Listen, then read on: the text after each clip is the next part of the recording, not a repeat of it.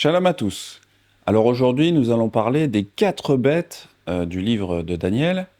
Et comme nous le verrons, une bête, eh bien, ça symbolise un système d'empire babylonien. Apocalypse 13 nous présentera plusieurs bêtes qui apparaissent également dans le livre de Daniel. Puisqu'il est essentiel que nous sachions qui sont ces bêtes et ce qu'elles sont, eh bien, examinons-les d'abord dans le livre de Daniel. Puis, dans le chapitre suivant, nous verrons comment elles se manifestent dans l'Apocalypse. Dans Daniel chapitre 2, le roi de Babylone, Nebuchadnezzar, a rêvé d'une statue dressée sur la terre. La tête de cette statue était en or fin.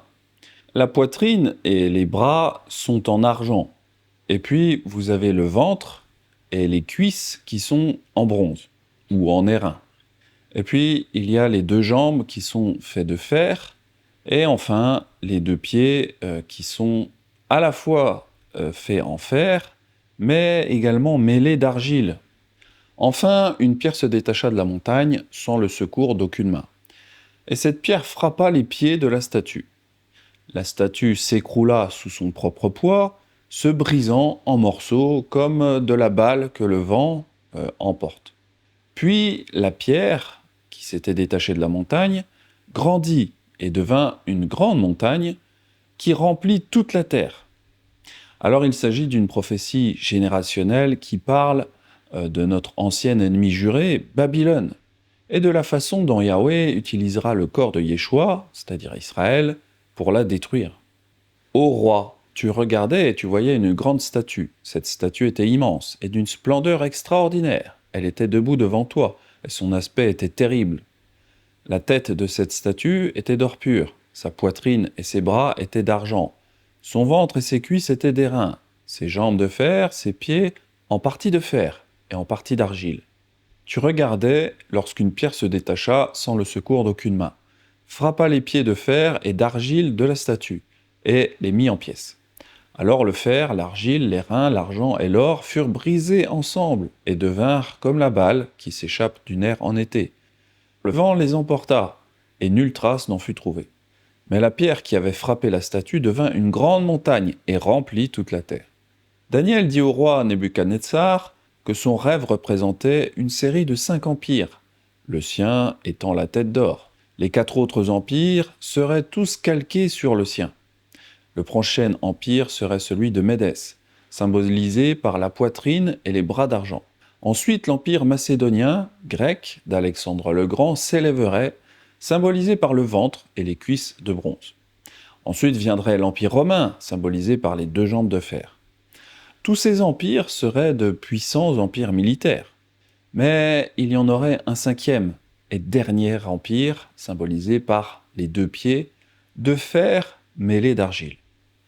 Ce serait un empire spirituel fait à la fois de christianisme, c'est-à-dire le fer, et d'islam, c'est-à-dire l'argile. Ô roi, tu es le roi des rois, car l'Élohim des cieux t'a donné l'empire, la puissance, la force et la gloire.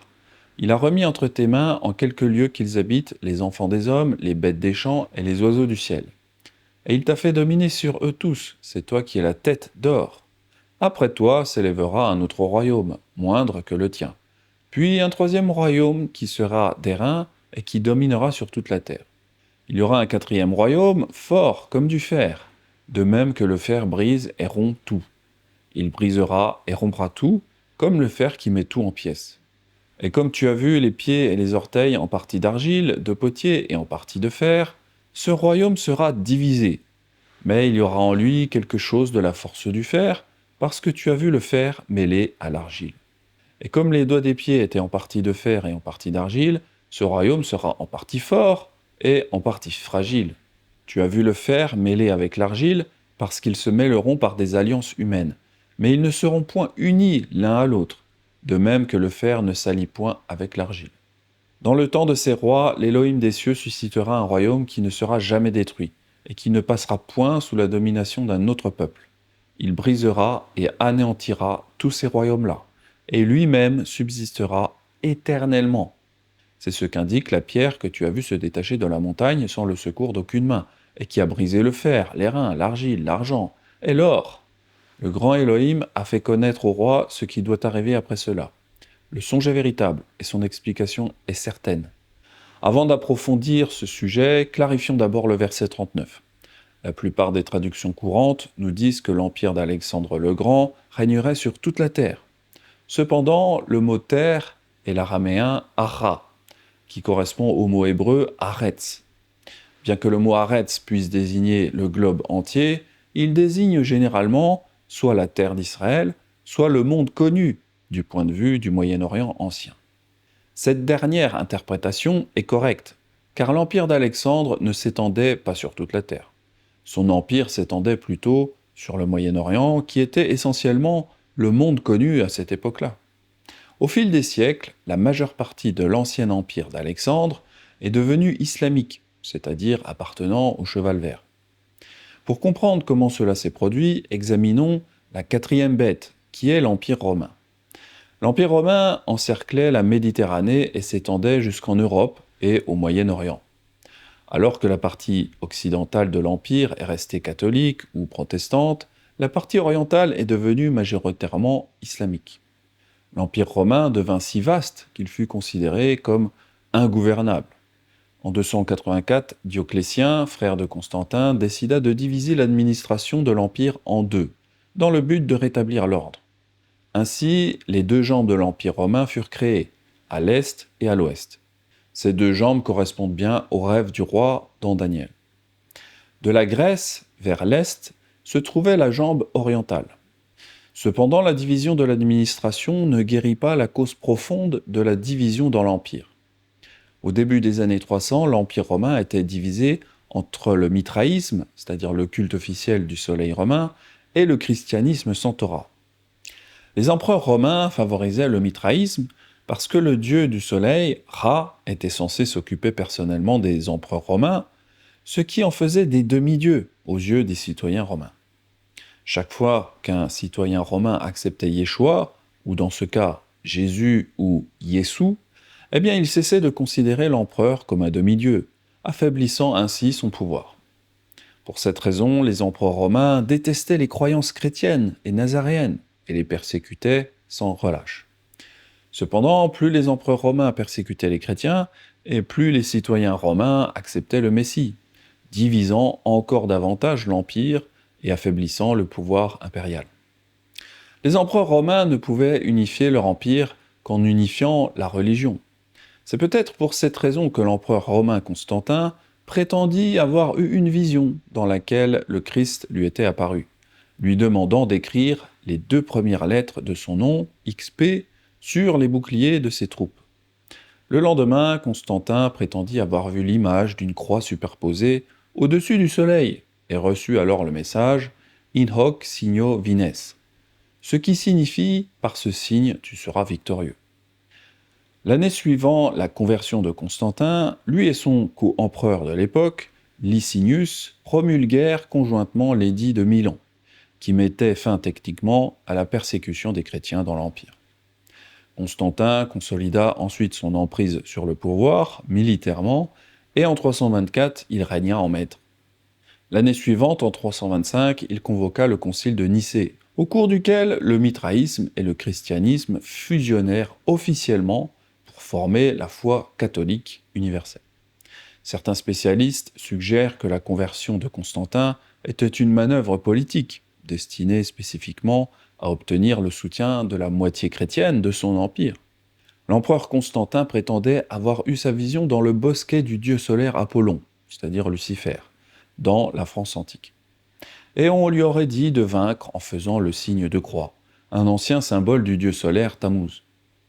Le symbolisme du culte du soleil était omniprésent, et pourtant tout cela était fait en l'honneur du Christ, ce qui plaisait à la fois aux adorateurs du soleil et aux chrétiens sans Torah. En 325, l'empereur Constantin convoque le tristement célèbre concile de Nicée, au cours duquel l'observance de la Torah est interdite et où la doctrine catholique romaine commence à être formalisée. 5 ans plus tard, il déplace la capitale de son empire à Byzance, la rebaptisant Constantinople. Pour comprendre le lien entre le christianisme et l'islam, il faut regarder les choses avec des yeux de spiritualité. Au 5e siècle, la partie occidentale de l'Empire romain s'est désintégrée et est tombée, mais la partie orientale a survécu et s'est rebaptisée Empire byzantin.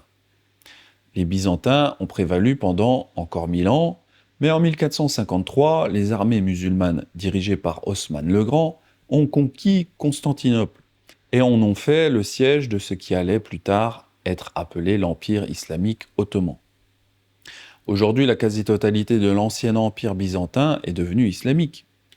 Ainsi, lorsque nous voyons les mondes chrétiens et musulmans se combattre, rappelons-nous que ce qui pouvait sembler être deux religions rivales engagées dans un affrontement mortel de civilisation est en fait les deux jambes et la quatrième bête qui piétine le monde, le brise en morceaux et le déchire, voir Daniel 2,40. Ce système d'empire babylonien de la bête apparaît à maintes reprises dans les Écritures. Nous verrons plus tard les origines prophétiques de l'émergence de notre gouvernement mondial unique qui force les nations chrétiennes à favoriser l'islam et ses enseignements. C'est la manifestation des orteils de l'image de Nebuchadnezzar, dont les orteils sont faits en partie de fer, christianisme, et en partie d'argile, islam. Il y aura un effort concerté pour forcer le christianisme et l'islam à se rejoindre, mais ils n'adhéreront pas l'un à l'autre, comme le prophétise Daniel. Aujourd'hui en France, on voit encore très bien cet effort de faire vivre l'islam et le christianisme sur un même territoire. On voit très bien que le fer et l'argile des orteils ne se mélangent pas. Car il y a beaucoup de communautarisme. Malgré tout, les Français chrétiens et les Français musulmans vivent dans les mêmes villes, les mêmes quartiers. Durant le scandale de la cérémonie des JO, j'ai un peu suivi l'affaire sur les réseaux sociaux et j'ai pu voir énormément de musulmans soutenir les chrétiens qui étaient scandalisés par la cérémonie. Même si les deux matières, l'argile et le fer, ne peuvent pas se mélanger, ils sont toujours ensemble. Car finalement, même si ce sont deux religions très différentes, les croyants musulmans et les croyants chrétiens aspirent à des choses similaires. Ils aspirent par exemple à plus de sainteté et moins d'impudicité sexuelle. C'est pour cela que le fer et l'argile étaient associés lors de la grande impudicité sexuelle de la cérémonie des JO. Il est ironique aussi de voir que dans les années 50, les femmes françaises chrétiennes avaient coutume de porter le voile pour entrer dans les églises ou pour aller au marché. À la même époque, en France, les femmes ont pour coutume de mettre un foulard pour aller au marché ou à l'église. Les plus jeunes en font même un accessoire de mode sous l'impulsion des stars du moment comme Brigitte Bardot. À la fin des années 60, avec l'arrivée du féminisme, les jeunes Françaises se coupent les cheveux à la garçonne et délaissent peu à peu le foulard. Mais en 1989, la France découvre sur le petit écran le foulard islamique et le début des polémiques sur le sujet. Bon, tout ça, c'était avant le Concile Vatican II et avant mai 68. Si vous voulez en savoir plus sur ce changement dans la pratique religieuse des chrétiens français, allez voir la vidéo « Pourquoi la France va mal ». Mais encore une fois, il est utopique de croire que les chrétiens et les musulmans peuvent se mélanger, car la Bible prophétise que non. C'est comme l'eau et l'huile. Tu as vu le fer mêlé avec l'argile, parce qu'ils se mêleront par des alliances humaines, mais ils ne seront point unis l'un à l'autre, et de même que le fer ne s'allie point avec l'argile. Finalement, le général de Gaulle avait peut-être lu ce verset de Daniel, car il a déclaré ceci. Essayez d'intégrer de l'huile et du vinaigre, agitez la bouteille, au bout d'un moment, ils se sépareront de nouveau. Les Arabes sont des Arabes, les Français sont des Français. Maintenant, lisons Daniel 9. Les 5 mêmes empires apparaissent à nouveau dans ce chapitre, mais décrits comme 4 bêtes, dans la mesure où le christianisme et l'islam sont considérés comme des extensions de la 4e bête, Rome. Notez que la 4e bête a des dents de fer, c'est-à-dire des dents romaines, et qu'elle piétine de ses pieds les restes du 3e empire, l'empire macédonien d'Alexandre, qui est maintenant islamique. Daniel commença et dit « Je regardais pendant ma vision nocturne, et voici, les 4 vents des cieux firent éruption sur la grande mer, et 4 grands animaux sortirent de la mer, différents l'un de l'autre. Le premier était semblable à un lion, et avait des ailes d'aigle. Je regardais jusqu'au moment où ses ailes furent arrachées. Il fut enlevé de la terre et mis debout sur ses pieds comme un homme. et un cœur d'homme lui fut donné. Et voici un second animal était semblable à un ours, et se tenait sur un côté. Il avait 3 côtes dans la gueule, entre les dents, et on lui disait « Lève-toi, mange beaucoup de chair ». Après cela, je regardais, et voici, un autre était semblable à un léopard, et avait sur le dos 4 ailes comme un oiseau. Cet animal avait 4 têtes, et la domination lui fut donnée. Après cela, je regardais pendant mes visions nocturnes, et voici, il y avait un 4e animal, terrible, épouvantable, et extraordinairement fort. Il avait de grandes dents de fer, il mangeait, brisait, il foulait aux pieds ce qui restait. Il était différent de tous les animaux précédents, et il avait 10 cornes. Je considérais les cornes, et voici, une autre petite corne sortit du milieu d'elle, et 3 des premières cornes furent arrachées devant cette corne. Et voici, elle avait des yeux comme des yeux d'homme, et une bouche qui parlait avec arrogance. Au verset 19, Daniel souhaite connaître la vérité sur la 4e bête. Elle est décrite comme ayant des dents de fer, symbole de Rome, et des clous de bronze, symbole de l'empire macédonien d'Alexandre, qui est aujourd'hui principalement islamique. Au verset 23, on lui dit qu'il s'agira d'un 4e royaume sur la terre, différent de tous les autres royaumes, en ce sens qu'il s'agira d'un empire spirituel. Et dans d'autres études, nous montrerons que si la 4e bête inclut l'islam, la manifestation principale est la papauté. Celle-ci est facilement identifiable, car c'est aux mains de la papauté que les saints ont été historiquement remis pour un temps, des temps et la moitié d'un temps, c'est-à-dire 1260 ans. Moi, Daniel, j'eus l'esprit troublé au-dedans de moi, et les visions de ma tête m'effrayèrent. Je m'approchai de l'un de ceux qui étaient là, et je lui demandai ce qu'il avait de vrai dans toutes ces choses. Et il me dit, et m'en donna l'explication. Ces 4 grands animaux, ce sont 4 rois qui s'élèveront de la terre. Mais les saints du Très-Haut recevront le royaume, et ils posséderont le royaume éternellement, d'éternité en éternité. Ensuite, je désirais savoir la vérité sur le 4e animal, qui était différent de tous les autres, extrêmement terrible, qui avait des dents de fer et des ongles d'airain, qui mangeait, brisait et foulait aux pieds ce qu'il restait. Et sur les 10 cornes qu'il avait sur la tête, et sur l'autre qui était sortie, et devant laquelle 3 étaient tombés, sur cette corne qui avait des yeux, une bouche parlant avec arrogance, et une plus grande apparence que les autres. Je vis cette corne faire la guerre aux saints, et l'emporter sur eux, jusqu'au moment où l'Ancien des jours vint donner droit aux saints du Très-Haut. Et le temps arriva où les saints furent en possession du royaume. Il me parla ainsi. Le 4e animal, c'est un 4e royaume qui existera sur la terre, différent de tous les royaumes, et qui dévorera toute la terre, la foulera et la brisera. Les 10 cornes, ce sont 10 rois qui s'élèveront de ce royaume. Un autre s'élèvera après eux. Il sera différent des premiers, et il abaissera 3 rois. Il prononcera des paroles contre le Très-Haut, il opprimera les saints du Très-Haut, il espérera changer les temps et la loi, et les saints seront livrés entre ses mains pendant un temps, des temps et la moitié d'un temps. Si le christianisme et l'islam sont 2 manifestations de la même bête, on pourrait s'attendre à ce qu'il y ait de nombreuses similitudes entre eux, et il y en a. On vient de le voir avec le voile des femmes françaises dans les années 50. Alors que les chrétiens confessent que Yeshua est le Messie, en pratique, les catholiques croient que le pape a l'autorité de remplacer les paroles du Messie. Les chrétiens pauliniens croient également qu'il est parfaitement acceptable d'utiliser les paroles de Paul, comme ils l'appellent, pour remplacer les paroles de Yeshua, vu qu'ils considèrent Paul comme le messager le plus récent.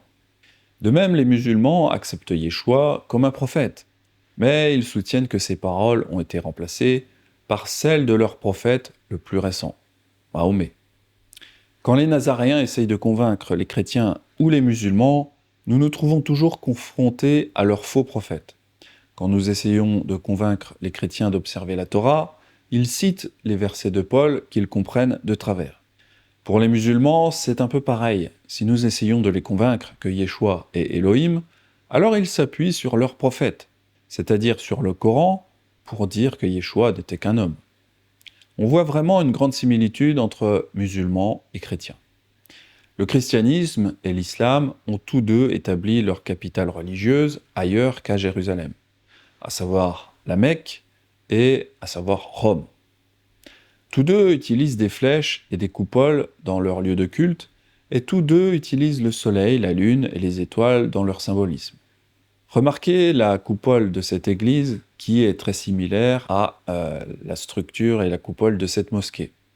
Bien que cela ne puisse pas être confirmé, il existe des témoignages selon lesquels l'Église catholique a joué un rôle dans l'établissement de l'islam. L'ancien prêtre jésuite Alberto Rivera a déclaré avoir été informé lors d'une réunion secrète que l'Église catholique avait créé l'islam comme un moyen de déstabiliser à la fois les juifs et les chrétiens non catholiques dans les zones hors du contrôle romain. Rivera a déclaré qu'on lui avait dit que la première femme de Mahomet, Khadija, était une catholique fervente. Selon certains rapports, l'Église catholique lui aurait demandé d'épouser Mahomet afin de pouvoir l'influencer au profit de Rome et de transmettre également des informations à Rome. Selon ces mêmes sources, Khadija avait un cousin catholique nommé Varaka, qui a aidé Mahomet à écrire et à interpréter ses visions. Ces interprétations sont devenues plus tard le Coran. Ce spécialiste en islam déclare aussi que la tradition musulmane affirme que Varaka était un chrétien. Dans la tradition musulmane, il y a aussi un personnage assez énigmatique, assez curieux, qui est le cousin de la première femme de Mahomet, sa première femme Khadija. Son cousin s'appelle Waraka bin Naufal. Selon la tradition musulmane, il y a plein de hadiths, d'histoires à son sujet, qui le présentent comme ayant été un chrétien qui traduisait en arabe les Écritures, donc la Torah, l'Évangile. Et donc il y avait à cette époque-là une vraie Torah, un vrai Évangile. Ainsi, bien que l'islam semble être une religion à part entière, il pourrait être secrètement lié à Rome et au plus haut niveau. Alberto Rivera est mort d'une intoxication alimentaire dans des circonstances mystérieuses. Bien que nous ne puissions pas prouver la véracité de ces allégations, elles semblent parfaitement correspondre à ce que Daniel nous dit sur le catholicisme et l'islam. Pour comprendre comment le catholicisme et l'islam fonctionnent ensemble, nous examinerons prochainement la marque et le nombre de la bête. C'était un enseignement de Norman Willis appelé « The Five Beasts of Daniel ». Quant à moi, je vous dis à très vite pour de futurs enseignements nazaréens, si Yahweh me le permet. C'était Benjamin, shalom à tous.